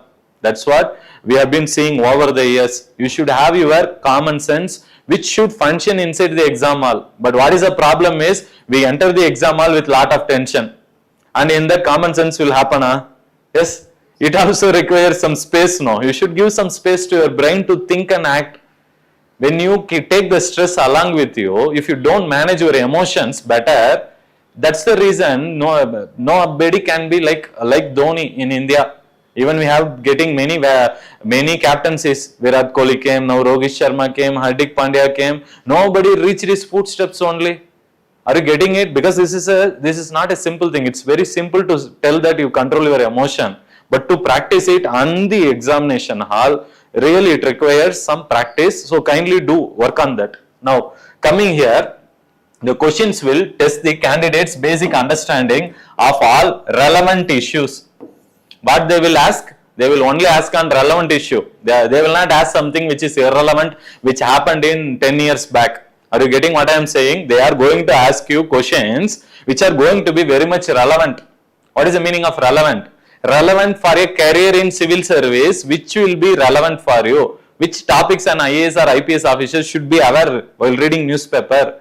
Are you getting it what I am saying? That is what you should give priority. You should not read all the articles in the newspaper. Have you seen the old people? People who are after retirement, 60, 70 years, what they will do? They will take a newspaper, sit in morning, till evening they will read. Yes, if you go and sit with them, they will talk about all the things which are happening. That should not, you should not be like a old person. Are you getting it? You are a youth and you are actually preparing for this examination which requires you to focus on syllabus relevant issues. Are you getting it? So focus only on the syllabus relevant issue and the ability to analyze. What is the meaning of analyze? Analyze means understanding. Any other? What do you thought about analyze? In depth. Okay. Overall approach. Overall? Overall approach. Overall approach. You, what do you think by analyze? Something you would have understood. No, don't say don't know. I don't want an answer saying don't know in the class or even in mains answers. Take your guess. What they would have meant by analyze? History. Yes. See, what is the meaning of analysis? You should have the ability to compare the situations. For example, let's take, we are talking about corruption. Yes, they are asking you to analyze the corruption in India means what you should do, you should talk about what are the various ways in which corruption is happening in India. And in this, which is actually playing a dominant role. Government servants are playing a dominant role compared to private sector. You can say if you have a data with you. I am not here giving an inference or conclusion. Is it clear? What you should do is, when you talk about something, you have the data with you to support the fact which you wanted to say. Is it clear? A data says that a corruption data reported by or prepared by an NGO says that in India, like 30% government servants are actually inclined towards corruption compared to private sector. Government sector is having more corruption. If there is a data, bring it in your answer. That is also part of your analysis. What you have analyzed is, you are saying that various categories of people who is doing more corruption. For that, what you are adding? Evidence. What is that evidence? Any data supporting. You can support your answer with data. You can support your answers with diagrams. You can support your answers with examples. We will come to that. But write it. All these will help you to improve your answer. And then what you have to do? You have to compare. In analysis, you have to break the complex concept into sub-concepts, various sub-concepts, and compare this. Like compare the corruption in India with the national average. Like in Karnataka or in Tamil Nadu, how much is the corruption compared to national average, India level? Or whether these states are most corrupt state or least corrupt state, you can say, when you compare with the national average, you can compare it with global countries. Yes. So you should do that also in a case of analysis. So analysis means you should come out with more range of what to say, critical thinking in your answer. You should not write whatever you have read in your school books or NCERT books or any textbook. You should come up with more issues which you can quote as examples from newspapers, and also you bring in the relevant data, diagrams to support your view. Are you clear what I say? Yes, we will discuss more about this analysis, critical analysis later. And coming here, taking a view on conflicting socio-economic goals. What is social and economic goal? What do you mean by this? See, for example, when I discussed about Narmada Dam, government was having a conflicting socio-economic goal. Can you now elaborate? Government is having socio-economic problem in Narmada Dam implementation. What was it? Which is economical problem, which is social problem over there? Communities. Huh? The communities who stayed there. The communities who are staying there, the tribal people, that is a social issue. Because society includes various categories of people, and among them the most vulnerable people are very important. In that, tribal people comes under vulnerable sections or disadvantaged sections, marginalized sections, and they need to be protected. That is a social goal. For whom? Government. What is the economic goal? Finance need to construct a dam. And the money which you require to put up the dam, and then the land which you require for the people, tribal people to shift and you need to buy for them, then other economic goals. That dam will provide irrigation facility to farmers. Farmers' economic avenue, income will be increased. Yes, so those economic goals also government has, because today we wanted to improve the condition of agriculture in India. Even today, nearly half of the Indian population is completely dependent on agriculture only. That too today India is the most populated country in the world, around a population of 142 crore. What does it mean? In that 50% roughly are engaged in agriculture, means government should work on that. So government will be having conflicting goal. What is the conflict here? Whether you need to choose protect the tribal people or you need to protect the agricultural farmers. This is a conflict. Government needs to protect both of them. In this conflicting decision, how you take a decision? In this situation, in this conflicting socio-economic situation, what decision you will take? Generally, government takes a decision in a manner that it does not affect any single community. Is it clear? That's why even though the dam was constructed in Narmada, the tribal people who are living there, we gave them alternate land where they can settle. Are you getting it what I am saying? So government has a concern for the people, and even when you write your answer, you should have concern for these people. Are you getting it? That is what we mean by conflicting socio-economic goals. So any issue which they are asking you in the exam, always bring in social and economic dimension in your answer. Without that, kindly don't write any answers. Are you getting it what I am telling? Because UPSC is telling directly to you. We are going to ask you conflicting situation only, and that will test your socio-economic dimension. Are you getting it? So you should have some grip over various communities who are living in India. When you read newspaper, try to give more attention to vulnerable sections, physically disabled, differently abled, visually challenged, SC/ST communities, and those who are in the OBC who are economically not well, and BPL communities, senior citizens who are aged 60 and above, women and children, transgenders. All these people should be given special attention. Not only government is giving, you should also give. That is when you are preparing for this examination and you are writing answers for this exam. You should not write something which is not related to socio-economic goal. Are you getting it? And you should go into the actual problem. You should not stay away from the problem and say they will affected, these people will be affected, farmers will be affected, tribal people will be affected, and they will do like this. Don't write such kind of superficial information. For that they will not award you any marks. Even when you write it, go to the depth of the issue. Have a concern. If you are concerned about tribal people, how will you write? You will go and specify, no? See, it is not just about changing the people from the forest. See, these tribal people's life is completely dependent on forest. Is it or not?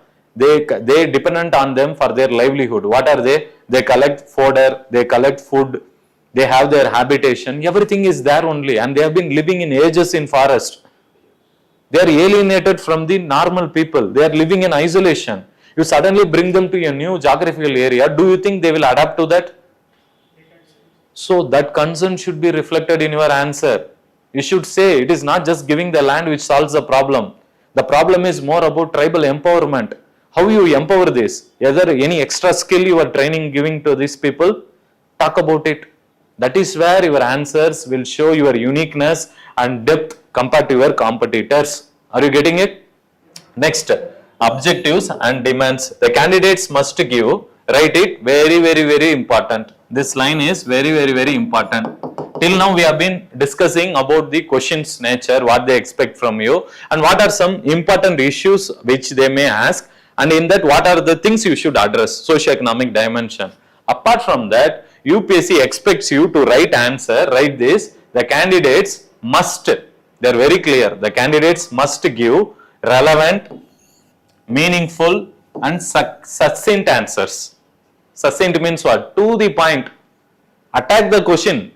What they are asking you, just attack it from line 1. Are you understanding what I am saying? Don't give build up and write big introduction. Are you getting it? By the time candidates will be wasting half of the page in the exam hall. You have only 2 pages to write a 10 marker. To write an introduction, many people what they are doing mistake is, they keep filling half a page for introduction, half a page for conclusion. And what you will be writing in the body of the answer, that is the main part of the answer. So you should have precise answer writing skill. Are you getting it? Whatever you want to write, it should be relevant and meaningful to the question asked. The problem is most of the students, what they misunderstand is, what we are reading in the book about corruption, we can come and write everything what the question. If you see a one word corruption, no, they will keep writing what you have studied in the book. Don't do that mistake here. Always try to understand the question and write only what is relevant to the question asked. And whatever you are writing, it should be meaningful. You should not write something which is irrelevant and nonsense thing which is not related to the topic only. Are you getting what I am saying? You should not do that. And succinct means what? Be precise with what you want to say. Start attacking the answer, start attacking the question from the body of the answer very directly. Don't waste your words, come directly. Introduction should be simple, and when you come to the main body of the answer, it should be more relevant, meaningful and succinct. Then, now let's go to the optional paper. Till now we have been discussing about GS paper. In optional, what is the expectation? See, GS paper, they expect you to have a knowledge up to graduation level. But when it comes to optional paper, they expect you to have a knowledge which is bit higher than graduation and bit lower than master's degree. That is 2 years is master's. Honors means what? 1 year. Bit in this intermediate level, they have honors after graduation. Combined degree. Yes. So what they expect you in optional paper is, see here, you should actually prepare up to honors level. Honors level means bit higher than graduation and lower than PG. Are you getting it? MSc bit level, less than MA and bit above than BA in this intermediate level. So you should prepare up to that level for where?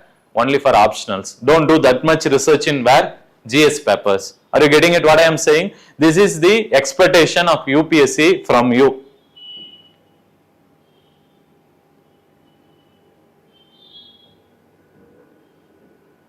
Are you understanding what we have discussed till now? Yes. So this is the topper's copy analysis. Yes. So before coming to this, I will try to we will try to discuss some basic facts about structure of the answer and understanding the question and addressing the question, and maybe then after that we will come to this topper's copy analysis.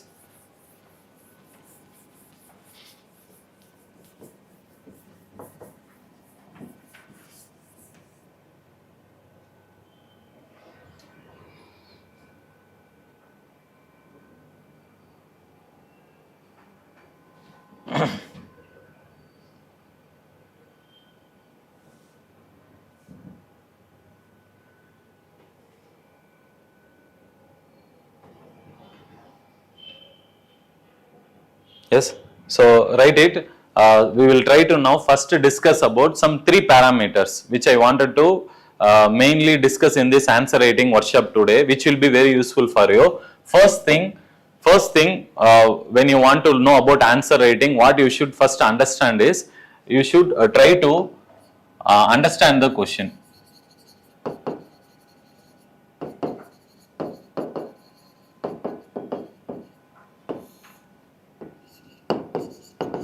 Second thing, you should try to address the question.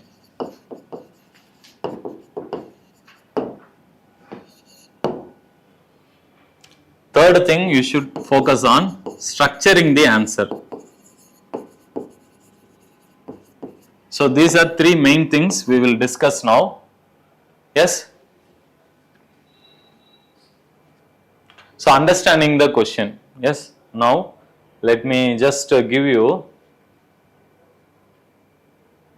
Yes. This is a UPSC previous year mains question. Yes. I am not expecting you to give content for the answer. Is it clear? Don't be tense and all. What sir is showing some content. What I am expecting you to answer here is, what do you understood by the question? Just read it. Take your time, 1 minute.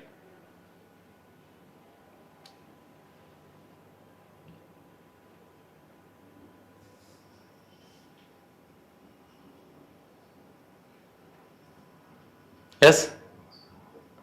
See now. What did you understood in this question? What they are actually expecting you? What is the subject matter? How many components are there in the question? I am asking you so many questions. Listen to everything. Yes. First, what I am asking is, what is the question topic is all about? Second one, what they are expecting you from the topic which they are asking. What they are expecting you in the question. That is what. Third thing, how many questions are actually there in the single question? How many sub questions are there in the single question? Do you understood all this correctly?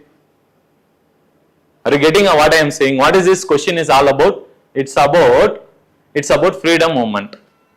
Is it clear? Where it comes under history, modern Indian segment. Getting it? Yes? Everybody would have studied about India's freedom struggle at least till 12th standard, at 10th standard at least minimum.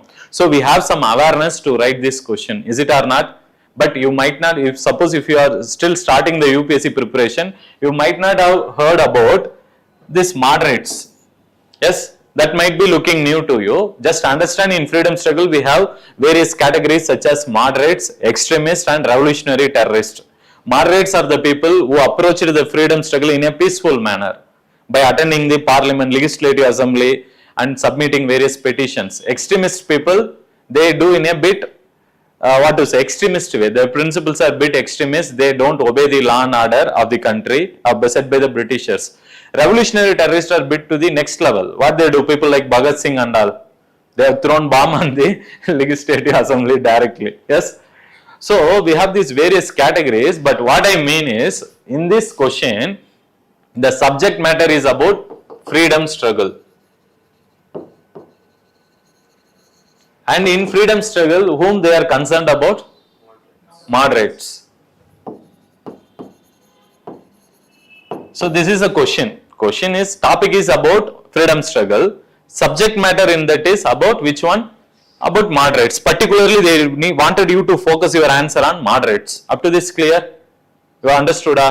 Yes. Now how many subcomponents are there in the question? This question really having any subcomponent? Is it only one question or two question? Just read the question. Two. Where is two question? Only one.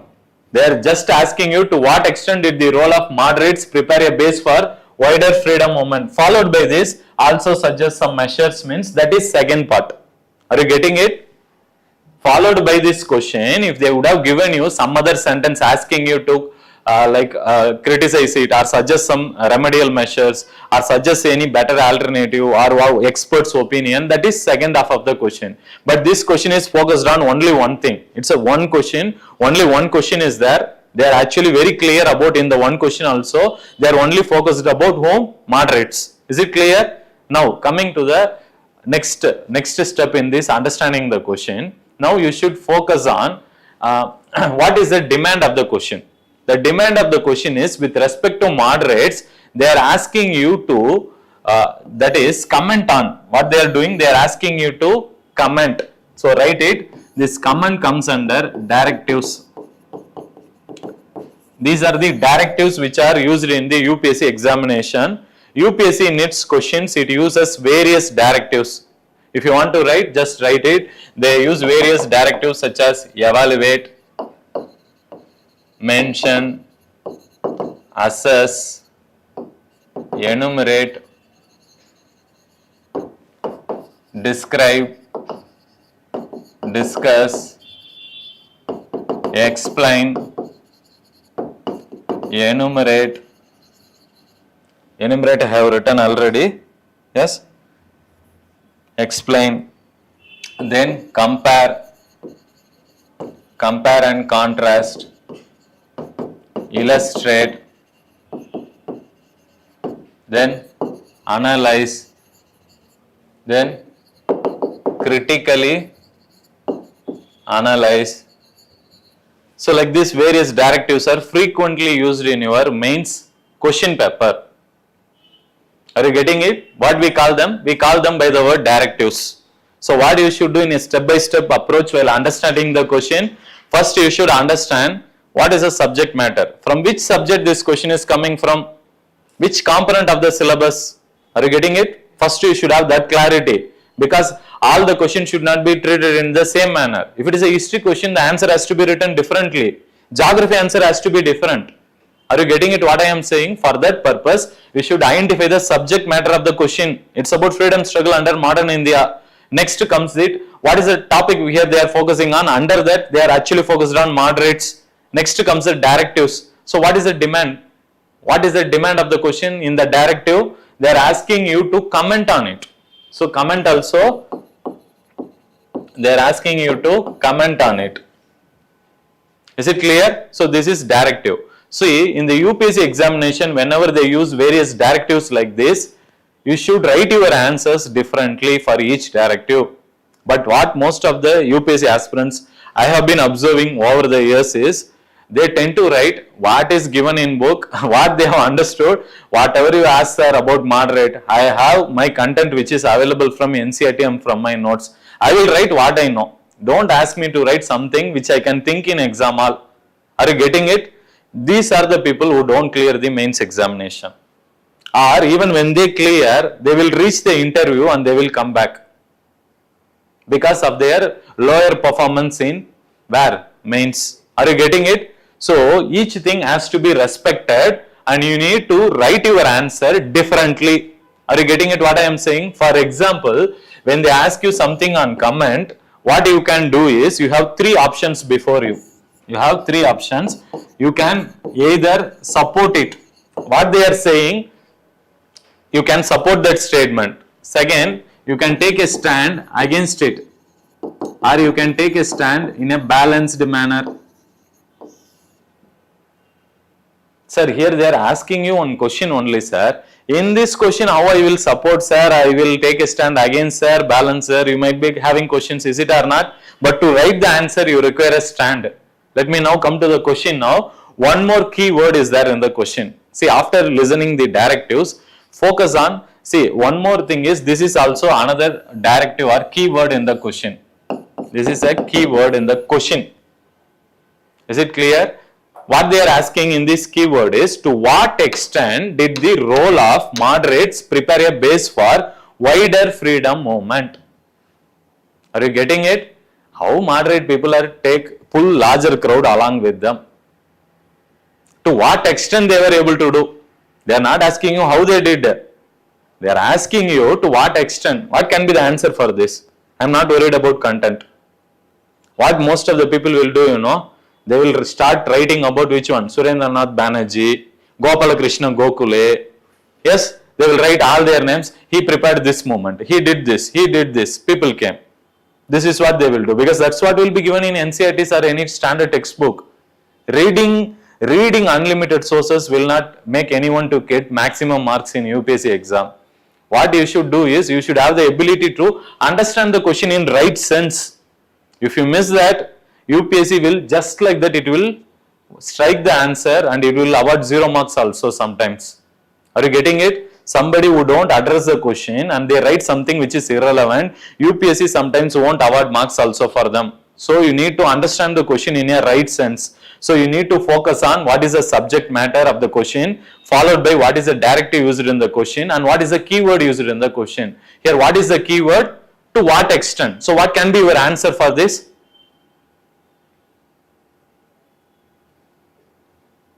So what you can do is, to what extent means in your answer, immediately followed by introduction, what you say is whether to a larger extent, smaller extent, medium extent.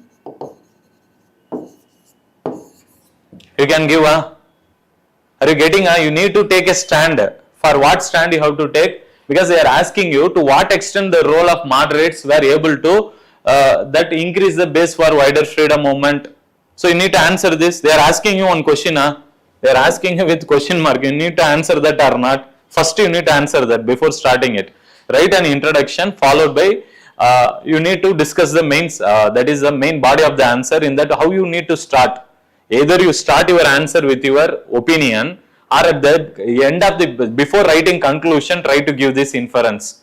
After analysis, after your points say, by this, from the above discussion, we came to know that moderates played only a smaller extent in the freedom struggle, or moderates played a medium extent role only. Their role was very medium. Not, or you say that you can also write maximum extent and minimum extent. Are you getting it? These are the some things which UPSC examiner will be searching for you in your answers. This is what most of the aspirants won't do in the exam. What they will do? They will come and write everything apart from answering this question. And what will happen? You ask a question to someone, they answer something irrelevant to that.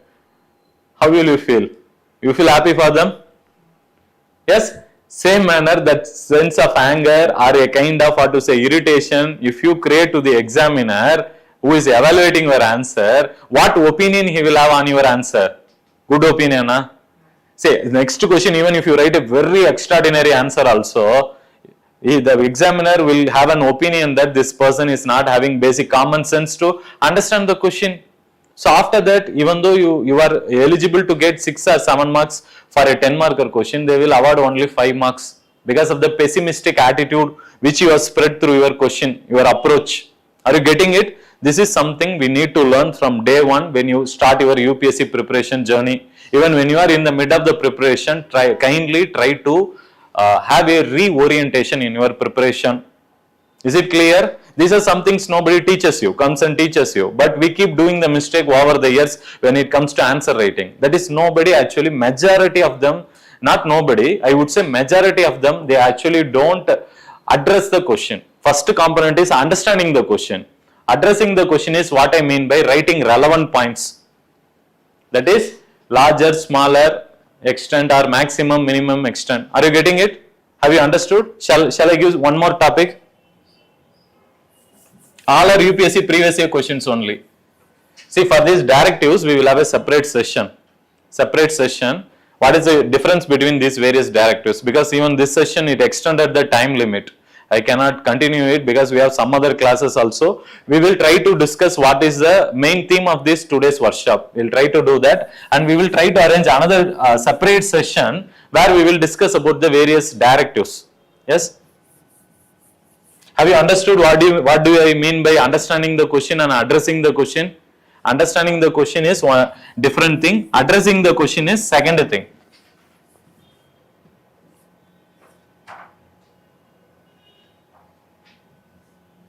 Now, answer this. This is also UPSC previous year mains question. Just try to understand the question. I am not expecting you to give content for this. See the length of the question. Can you observe first immediately how UPSC plays with the emotions of the students? In ethics paper, you will tend to get even more bigger question, which comes around 10 lines, 7 to 10 lines. Just to read the question only, you will be at least required to spend 2 to 3 minutes. Then you need to understand it properly. Then you have to write only relevant to that. Can you see the challenge here? Where is the challenge happening? Challenge will happen inside exam hall. Those students who don't understand the requirement of the exam, they will not face any challenges. Why? They will write what they know. But who really knows the demand of the exam, they knows that the real challenge or competition happens only inside the UPSC mains exam hall. For that only we are asking you to do more practice, so that you have a proper check on your time limit, proper check on your word limit, and proper understanding the question and how to put subheading for the question. These are some things you need to learn along in the preparation process. Now answer this. Have you read the question? Huh?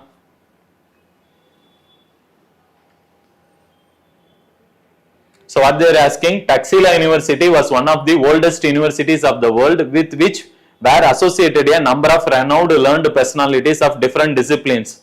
Its strategic location caused its fame to flourish, but unlike Nalanda, it is not considered as an university in the modern sense.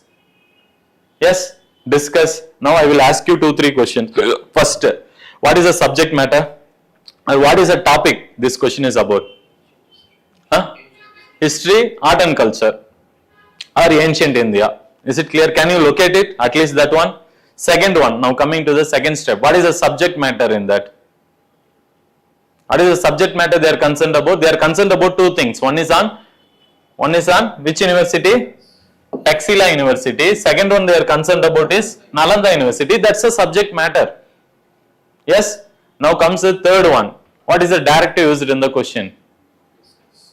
Discuss. Can you identify all this what I am asking you? How many sub questions are there in the question? Is it only one question or so many sub questions are there?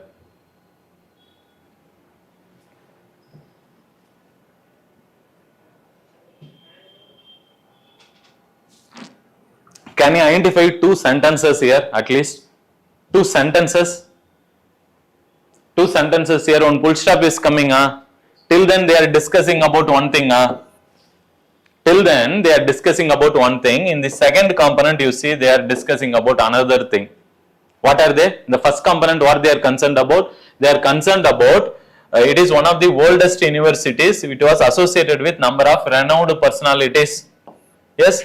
So with respect to composition and the age, that is a time period they are concerned about in the first half of the sentence in the question. Second half, it's about what? It's strategic location.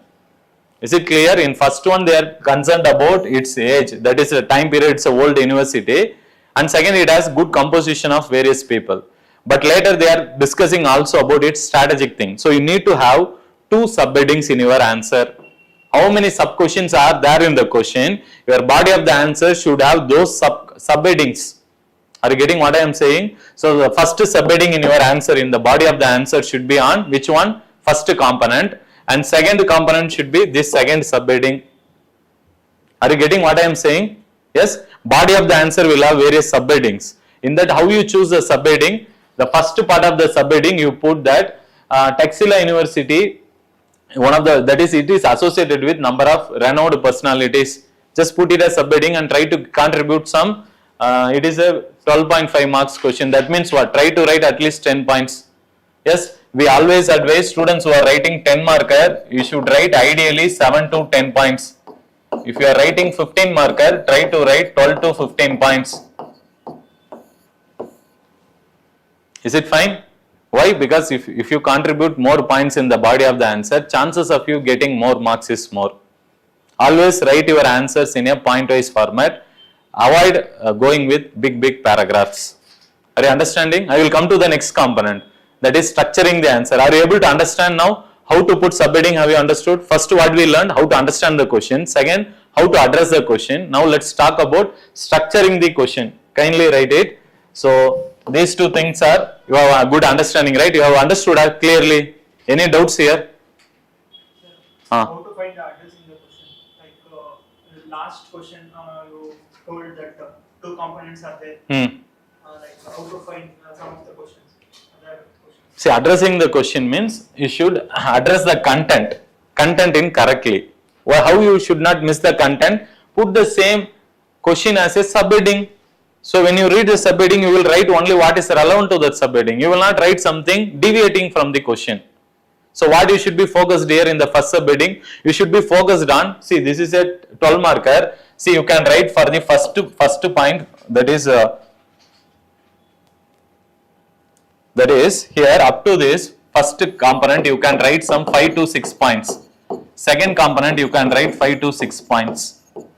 Are you understanding what I am saying? If you have the content to write, or if you have the ability to manage, you can contribute such 5 or 6 points with the same subheading, not this much length. Bring the keywords as subheading.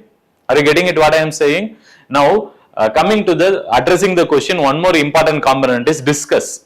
Are you getting it? Discuss means what you should do? You should not do same manner like comment. Comment is different from discuss.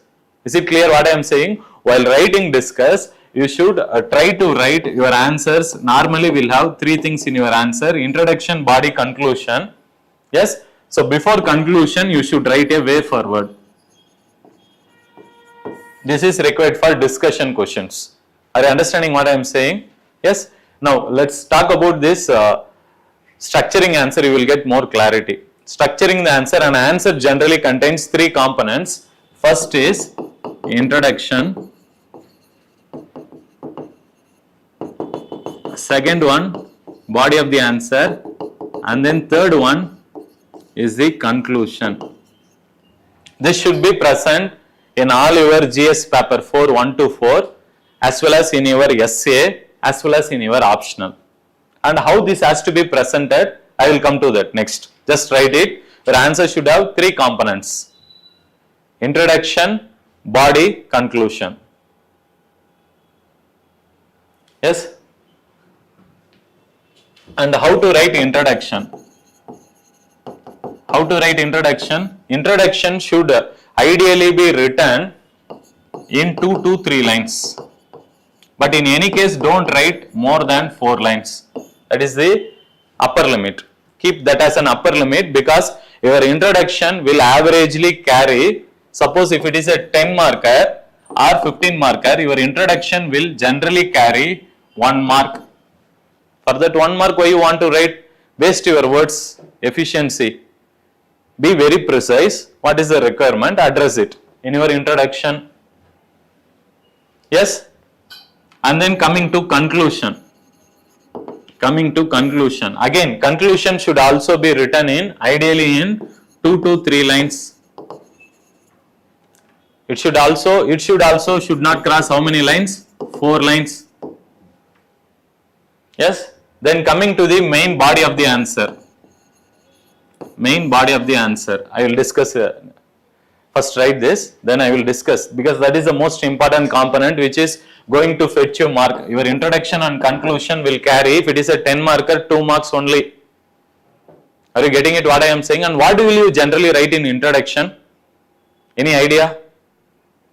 On any topic which they are asking you in exam, an introduction should be written. Introduction can be written in 2 possible ways. One is a conventional approach. Second is current affairs based approach. Current affairs approach means you read something related to corruption in newspaper, you start your answer with that article. According to the Hindu newspaper, it reported that corruption rate in India is so and so. Then start writing the body of the answer. That is current affairs based approach, which will be bit complex. In the initial stage, what we advise to our students is start going for conventional approach, then shift your approach to current affairs. When you are having enormous knowledge with you, till then don't take the risk. Just go with the conventional approach, which will easily fetch you 1 mark. For going with the conventional approach, in introduction, what you can do? You can do 3 things. You write what component, when component, and then why component. These 3 things should be present. And in case of body of answer, it should have where component, how component, and why component also again. Suppose if you have missed why component in introduction, bring it in the body of the answer. What do you mean by where? What do you mean by first what? What means what? It's a definition. For example, the question on moderates, you can explain who are moderates. What is their philosophy, ideology? Are you getting it? That is the first what. When means when they were involved in the freedom struggle. When this category of moderates extremists came into being. Are you getting it? Third one is why these moderates were formed. Why we need that category. Are you getting it? Yes, if you could answer these 3 things, these 3 questions answer in 3 sentences, you can write your introduction in 3 lines. But if you overdo it, you will be crossing the word limit, time limit, and you may not complete 1 or 2 questions, which will make the candidates to suffer in the final marks. Is it clear? So we need to be cautious. Then how to write conclusion? Conclusion can also be written in 3 possible ways. One is you can try to summarize the content, whatever you have discussed in the body of the answer. Second, you can write the way forward, or you can give the solution to the problem. Third one is current affairs update.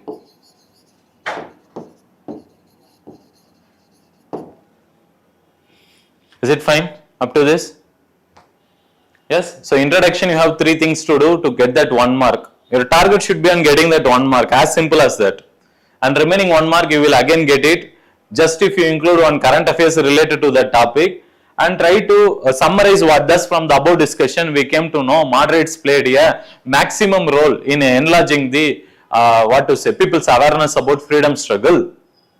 Then you say something related to that, any solution to that, but they also had some challenges because they were a bit very slow in their approach compared to extremists. Yes, so you can talk about it and then you can conclude your answer. Are you getting it what I am saying? Not all the times you might be having current affairs update. During that time, focus on these 2 things. If you have content for current affairs also, then include that. Is it clear? Yes, now let's focus on the body of the question. In body of the question, I don't want to talk everything today. Yes, I will give you the core things which you should follow. First, the body of the answer should be written in a point-wise approach. It should be written in a point-wise rather than paragraph. That is, if it is a 10 marker, you should write 7 to 10 points.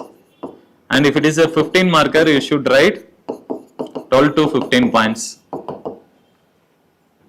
And your answer should have various subheadings. It should have various subheadings. Is it fine? Are you understanding? Subheading means you know, no? Yes? Try to bring in subheading, but not all the time you might be having subheading. So you can avoid it. But Minimum how many subheadings? subheadings, if you give for all the 10 points which you are writing, it is very good. But generally if you see, it will, sometimes you need to think about subheading, means don't waste time. Go directly, just number the points and start writing. Is it fine?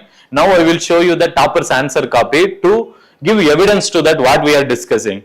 Is it fine? You will get some sense of good feel. We will discuss that.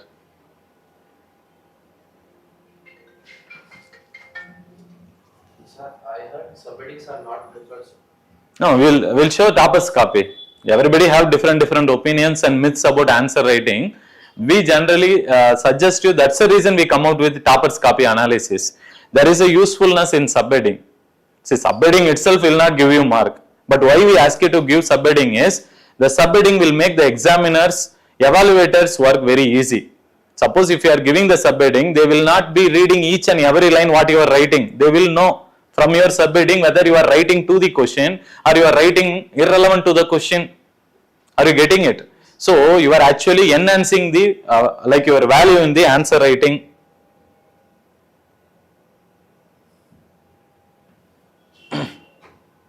Yes. So see here. See here, this is a UPSC topper's answer copy only. We are not showing any others. Be confident. UPSC topper's copy. So see here how they have addressed it. Whether whatever we have discussed, is it correct? Check it. Yes. What are the things you can match it with the discussion what we have discussed? What you can identify from this answer? First, let's read the question, right? Highlighting the emergence of working class movement, discuss its contribution towards India's freedom struggle. So what is this subject matter? What is the topic is all about? From which subject it is asked? Modern history. Yes. And what is the subject matter? In freedom struggle, particularly about working class movement. Yes. And what is the directive used in the question? Directive. What is the directive? Just highlighting. It's not visible, huh? Is it visible now? No, it looks blurred only. Because it's a scanned document. You will not get the authentic topper's copy with us. Yes, but still, it's their copy only. No need to doubt. So, highlighting the emergence of working class movement, discuss its contribution towards India's freedom struggle. What is the directive in the question? Only highlighting, huh? Discuss is there, very good. So the main directive used in the question is, first discuss, second is highlight. What do you mean by highlighting? Should make the examiner at least underline the keywords and convey to the examiner. About what? The important significant points related to whom? Working class movement. Very direct, simple question. Are you getting it? And there is no sub question also. Yes, sub question is there. Yes, sub question. How many sub questions are there? Tell me. Can you identify clearly here 2 sub questions? Is it visible for you? 2 sub question is visible. They are asking you to talk about, highlight the emergence of working class movement. Second, they are asking you to discuss its contribution to freedom struggle. So this is one. This is second part. Are you getting it clearly? Now your answer should have how many subheadings? Tell me firstly. 2. Everyone is clear?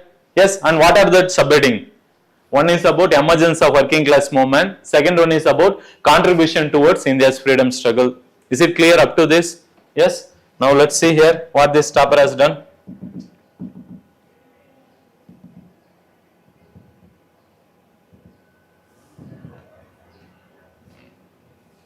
Yes. Is it visible? Next question went. Yes. See here. How many subheadings are there? First subheading. Same word. See how these toppers are using. Are you getting it? That's why we keep saying put the same sentence which are used in the question as your subheading. Don't be an instant. Inside exam all thinking out of box. Are you getting it? Just go with the process. So the examiner will get to know, okay, he is addressing first part of the question. Now he is addressing, what is the second part? Second part where? Contribution towards, even this topper has not put complete subheading. We generally advise students to come out with complete heading as subheading. Is it clear? So it will make sense not only to examiner, evaluator, also it makes more sense to you. So that when you write these points under that, you will look at that subheading and you will write only relevant points. You will not deviate from the point. Are you getting the purpose of subheading? Although the subheading itself will not carry any mark, but it will improve your presentation and your answer writing skill. That's why we keep telling students to come out with proper subheading, and even if possible try to give subheading for each points also. That is the advanced level of answer writing which we are talking about. Now to start with, try to have broader subheading, and this is a question which carries how many marks? 10 mark. 10 mark means what is the word limit? 150 words. Let's start counting. This topper, how many words she has written? He or she. 1, 2, 3, 4. Yes, so averagely 5 words. Averagely in one line 4 or 5 words she is writing. Let's take 5 words she is writing in one line. Now how many lines are there? 1, 2, 3, yes, 4, 5, 6, 7, 8, 9, 10, 11, 12, 13, 14, 15, at least 75 words. 15 lines, which comes around how many words? 2 pages. Proper fitting with that word management. Yes, and this topper has written main body of an introduction. Let's come now. Introduction. How many lines it is? 1, 2, 3. How many lines? Is it visible? There is an introduction in the answer. Can you see? Is it visible? How many lines it's written? How many lines we told? Ideally, we encourage students to come out with 2 to 3 lines. 3 lines will be very ideal. After 4 lines, kindly don't write because it carries a maximum of 1 mark. Is it fine? And it's easy to get that 1 mark if you have a correct approach with what we said. Yes, this topper has also done. Conclusion. Is it visible? Conclusion. Again, 1, 2, 3, 4. 3.5 lines are 4 lines. Are you getting what I am saying? Structure is easily visible. There is an introduction, there is a main body of answer which is divided into 2 subheadings, and the body of the answer is written in points format, not paragraph. Conclusion is also written in 3-4 lines. Is it fine? And now coming to the body of the answer, now it's a 10 marker question. So how many points it's expected to write? 7 to 10 points. Let's see how much this candidate has written. 1, 2, 3, yes, 4, 5, 6. Yes, and along with that one more limitation she has given. Yes, so roughly 6-7 points she has written. Everybody is understanding what is the requirement, how toppers get more marks compared to others, because they follow the simple method. What is the requirement of the exam, they tend to follow that. Others who don't understand it, who don't practice it regularly, those are the candidates who keep writing mains multiple times. Is it clear? Yes, so you need to work on this, and along with that, can you identify any other extra things which they have done? Can you see there is usage of examples? More examples in every point is having at least one example. Our maximum points are having examples. See here. This is something you have to do.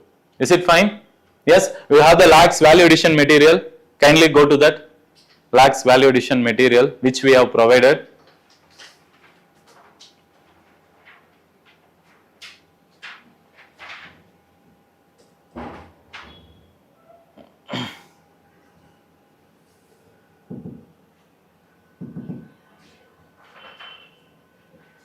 Yes. Can you see in the material what are the things visible? We have given important data. Can you see important diagrams we have given for all the papers? Diagrams. See, these are something which we wanted to discuss as part of value addition.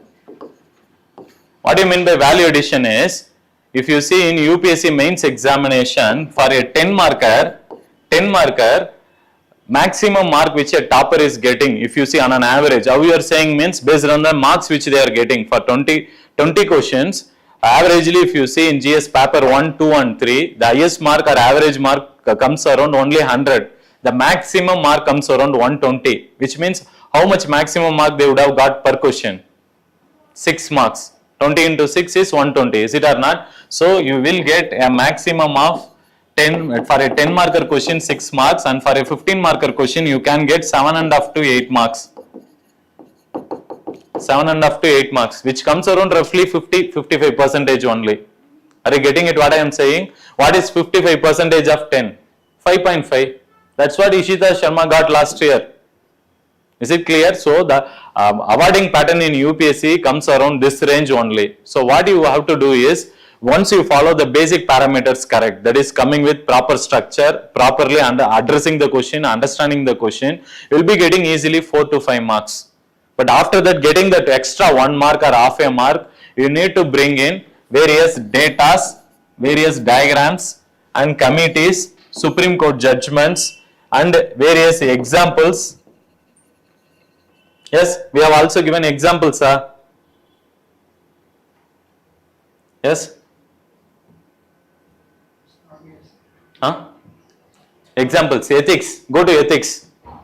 Ethics requires a lot of examples. So we have given various examples based on syllabus wise also. Yes?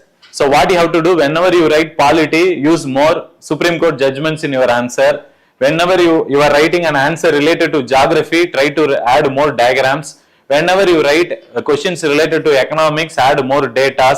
And in case of ethics, add more examples.